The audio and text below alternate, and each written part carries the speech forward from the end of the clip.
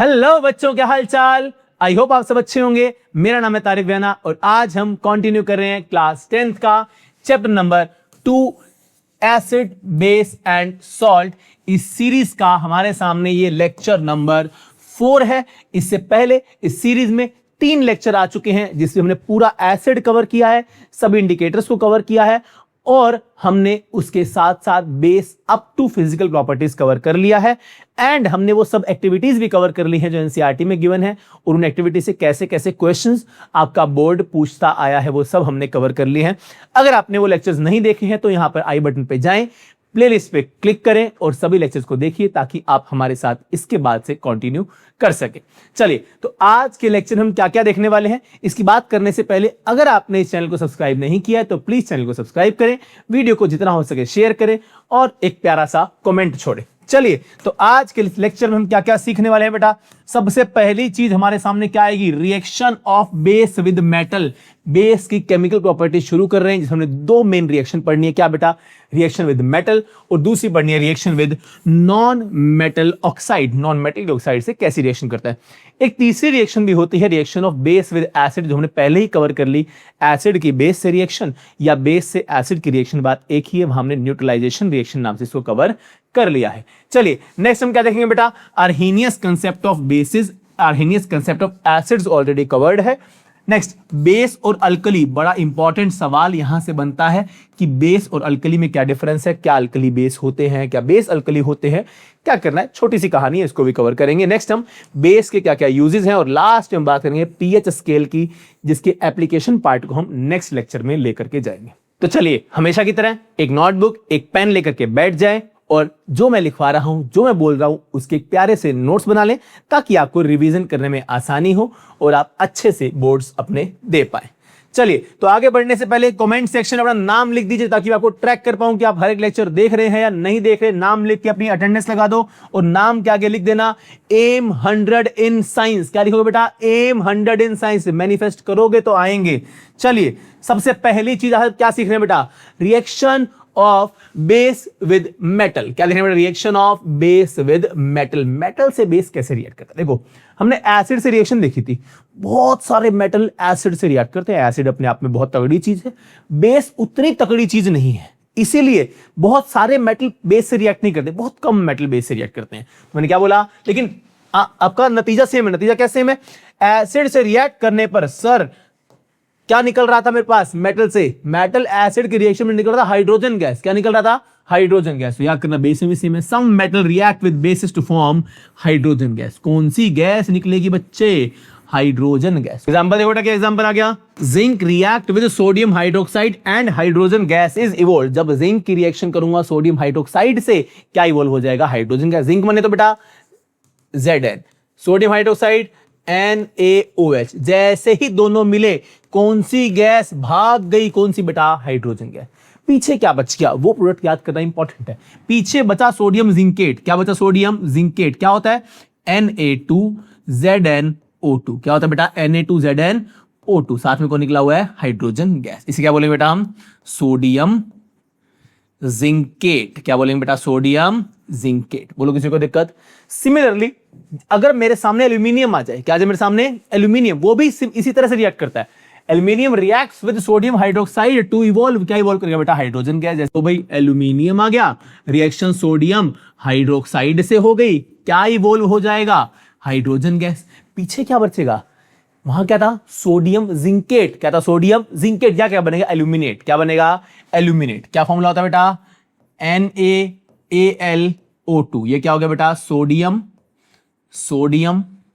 Aluminate. क्या होता है बेटा, सोडियम एल्यूमिनेट। क्या मुझे याद रह जाएगा, किसी को दिक्कत।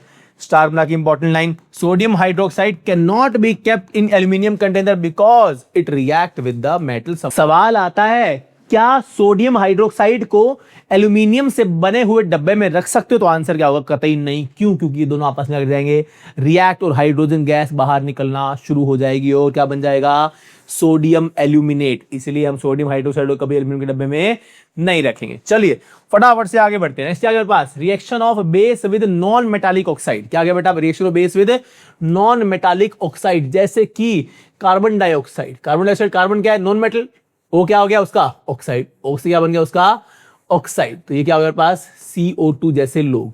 Base react with non metallic oxide such as carbon dioxide to give salt and water. क्या दे रहा है बेटा, सॉल्ट एंड वाटर। याद करो ऐसी कौन सी रिएक्शन थी जहां सॉल्ट और वाटर मिलता था, sir neutralisation reaction, acid base reaction.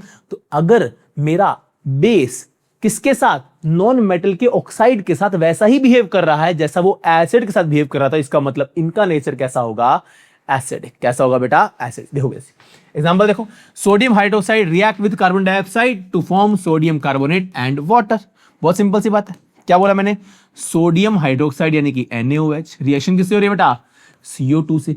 क्या बोला, एक तो क्या निकाल दो, पानी, क्या निकाल दो, पानी, पीछे क्या बच गया, सोडियम कार्बोनेट, सॉल्ट बना दो Na2CO3। तो क्या बना बेटा, salt plus water, salt plus water.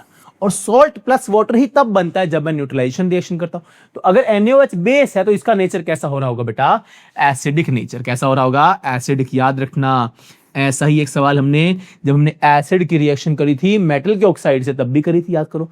तो मेटल के ऑक्साइड तो होते हैं बेसिक नेचर के और नॉन मेटल के ऑक्साइड होते हैं एसिडिक नेचर के, याद रह जाएगा। This reaction is similar to reaction between base and acid and thus we may conclude that non-metallic oxides are acidic in nature। याद रह जाएगा। मेटल के ऑक्साइड, अरे इधर ध्यान दो बेटा, मेटल के oxide basic, non metal oxide acidic. चलिए आगे बढ़ते हैं। नेक्स्ट मेरे सामने क्या गया, Arrhenius concept of basis. Arrhenius भाई साहब के हिसाब से एसिड कौन लोग थे, जो पानी में जाके H+ को रिलीज कर दे। आर्हेनियस के हिसाब से बेस कौन लोग हैं, जो पानी में जाए क्या देते हैं बेटा, हाइड्रोक्साइड आयन यानी कि OH- है। जैसे कि सबसे फेमस बेस हम पढ़ते ही आ रहे हैं NaOH। भाई साहब को पानी में डाल दो, किस में डाल दो, पानी में, क्या होगा, Na+ अलग हो जाएगा और OH- अलग, और OH- दिया मतलब वो बेस है। KOH पोटेशियम हाइड्रोक्साइड पानी में डाल दो, क्या बन जाएगा बेटा, K+ अलग हो जाएगा और OH- अलग। बोलो किसी को दिक्कत। तो आर्हेनियस बेस वो बंदा जो पानी में जाके OH- आयन दे दे। चलिए आगे बढ़ते हैं। नेक्स्ट मेरे सामने क्या गया, स्ट्रॉन्ग बेस और वीक बेस। हमने एसिड में पढ़ा था स्ट्रॉन्ग एसिड और वीक एसिड। ऐसा एसिड जो कंप्लीटली डिसोसिएट हो जाए वो क्या होता है, स्ट्रॉन्ग एसिड। जो कंप्लीटली ना हो वो क्या होता है, वीक एसिड। जैसे कि मान लो 100 मॉलिक्यूल आगे, मैं बेस की बात करता हूं, 100 मॉलिक्यूल बेस के आगे 100 के 100 टूट गए, किसमें, OH- में। किसमें टूट गए, OH-, मतलब वो क्या है, स्ट्रॉन्ग बेस। 100 मॉलिक्यूल बेस के आए, 20 मॉलिक्यूल टूटे, बाकी एज इट इज रहे, मतलब वो क्या है, एक वीक बेस। तो स्ट्रॉन्ग बेस कैसा, स्ट्रॉन्ग बेस कौन, जल्दी बोलो बेटा, strong base, the base which completely ionise to give hydroxide ion are known as strong base. The base which ionized to only a small extent in water to give hydroxide ion are known as weak base। Strong example, sodium hydroxide NaOH, potassium hydroxide KOH, ये सब क्या है, strong base। weak base कौन से, ammonium hydroxide NH4OH, calcium hydroxide CaOH का whole twice, ये सब क्या है आपके वीक बेस। तो स्ट्रॉन्ग बेस वो जो कंप्लीट डिसोसिएशन दिखाता है और वीक बेस वो जो कंप्लीट डिसोसिएशन दिखाता नहीं है, पार्शियली टूटता है। Next alkali. अच्छा, अल्कली और आर्हेनियस कंसेप्ट सेम ही है। अल्कली हम उन बेस को बोलते हैं जो बेस पानी में जाके OH- देते हैं। सर सारे ही बेस देते हैं, बेटा सारे बेस नहीं देते। याद करो मैंने क्या बोला। जैसे कि मेरे सामने आ गया तुम्हारे पास मेटल ऑक्साइड Na2O, ये भाई साहब बेस है कि नहीं है, सर बेस तो है, एसिड से रिएक्शन करके न्यूट्रलाइजेशन शो करते हैं। क्या ये अल्कली है, सर अल्कली की डेफिनेशन तो बताओ। ये तो बोला बेटा, अल्कली वो बेस जो पानी में जाके हाइड्रोक्साइड आयन ने, the base which are soluble in water and give hydroxide ion, मतलब OH- आयन दे सॉल्यूशन में, वो क्या होते हैं आपके अल्कलीज होते हैं।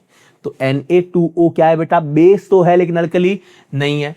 NaOH क्या है सर, NaOH को पानी में डालोगे Na+ अलग OH- अलग, मतलब ये बेस तो है ही है, साथ ही साथ अल्कली भी है। असर्शन रीजन का सवाल आता है, all the alkalis are bases but all the bases are not alkalis। very very important line है। सभी अल्कली बेस है लेकिन सभी बेस अल्कली नहीं है। सिर्फ वही बेस अल्कली है जो पानी में जाके OH- आयन बना रहे हों। चलिए आगे बढ़ते हैं। नेक्स्ट है मेरे पास यूजेस ऑफ बेस। अच्छा यूज है, फटाफट देख लो। मैंने बार बार कहा था यूज में सवाल एक आधा नंबर का बन से तो याद कर लेना। क्या इसको चाहो तो मैं हट जा रहा हूं यहां से, स्क्रीनशॉट ले लो।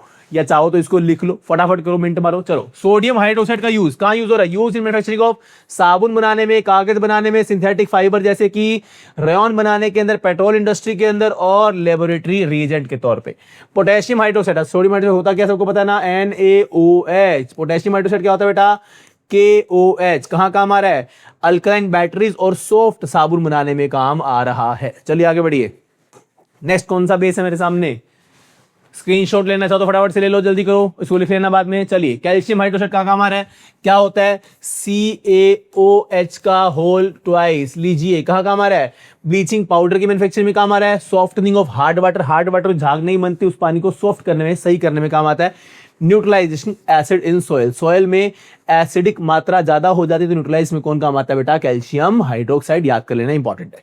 मैग्नीशियम हाइड्रोक्साइड क्या होता है?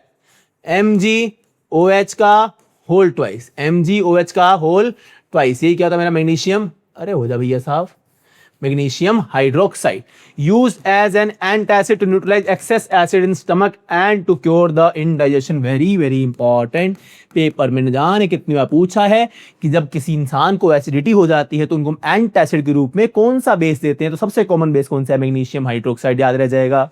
चलिए नेक्स्ट क्या है? Ammonium hydroxide. क्या होता है अमोनियम हाइड्रोक्साइड? NH4OH। कहां यूज हो रहा है बेटा? To remove the grease stain from the cloth, कपड़े से ग्रीस के दाग हटाने में काम आता है। चलिए आगे बढ़ते हैं। नेक्स्ट क्या मेरे पास? बेस एंड अल्कली, ये तो हमने कर लिया ना। चलिए नेक्स्ट क्या क्या? Basicity of acid. क्या क्या बेटा? Basicity of acid. अब ये क्या टॉपिक है? इसकी सारी कहानियां मेजरली आपकी बड़ी क्लास में, अभी के लिए सिर्फ इतना जान लो कि एक एसिड की बेसिसिटी क्या होती है, कि वो कितने H+ पानी में दे सकता है। बेसिसिटी किसकी होगी? ध्यान दो, अरे इधर ध्यान दो बेटा, किसकी होगी? एसिड की। कितने H+ पानी में देगा, वही क्या है उसकी बेसिसिटी। क्या बोला मैंने? The number of replaceable hydrogen atom present in an acid which it produce as H+ ions when dissolved in water, वही क्या होगा उसका? एसिडिटी। जैसे बेसिसिटी क्या होगा बेटा? जैसे HCl है, पानी में डाला क्या बना? H++ Cl-। तो इसकी बेसिसिटी कितनी हुई बेटा?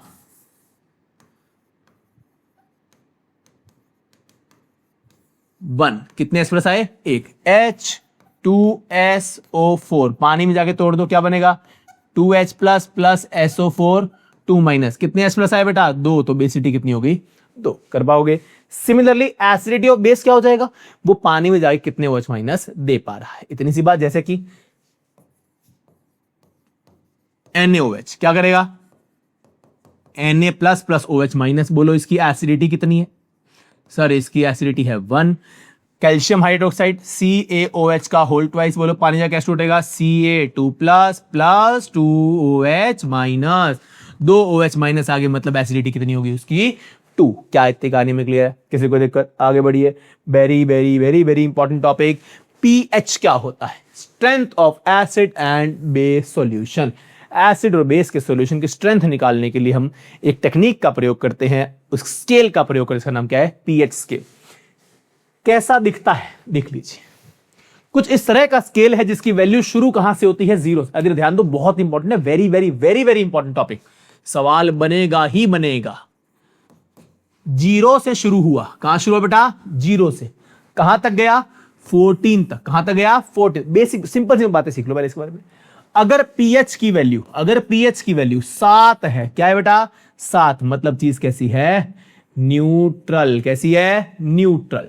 अगर pH की वैल्यू क्या है? कम है 7 से, मतलब क्या है? एसिडिक। और अगर मेरा pH ज्यादा है 7 से, मतलब क्या है मेरा? वो बेसिक। याद रह जाएगा। जैसे कि आपके सामने डायग्राम है, डायग्राम से समझ भी आ रहा होगा। पानी का pH कैसा है? 7, मतलब वो क्या है? न्यूट्रल। उससे पहले मिल्क का क्या है? 6 है, टमाटो का 4 से 5 है, लेमन का 2 से 3 है, स्टमक में एसिड HCl है 1 से 2 है, और बैटरी का एसिड 0, मतलब बहुत ज्यादा एसिडिक हो गया। इधर आ जाओगे, एग व्हाइट्स कैसे? थोड़े बेसिक हैं। 8 pH आ रहा है, बेकिंग सोडा का 9 से 10 के बीच में, सोपी वाटर का 11 से 12, ब्लीच का 13 और ड्रेन क्लीनर का 14 pH आ रहा है। तो pH क्या बता रहा है आपको? कोई बंदा कितना एसिडिक है या कितना बेसिक है, वो बताया pH स्केल। क्लियर? अब pH स्केल के बारे में जब पूछेगा तो हम इसकी थोड़ी सी टेक्निकलिटीज को सीख लेते हैं। क्या बोला हमने? जल्दी देखो जरा।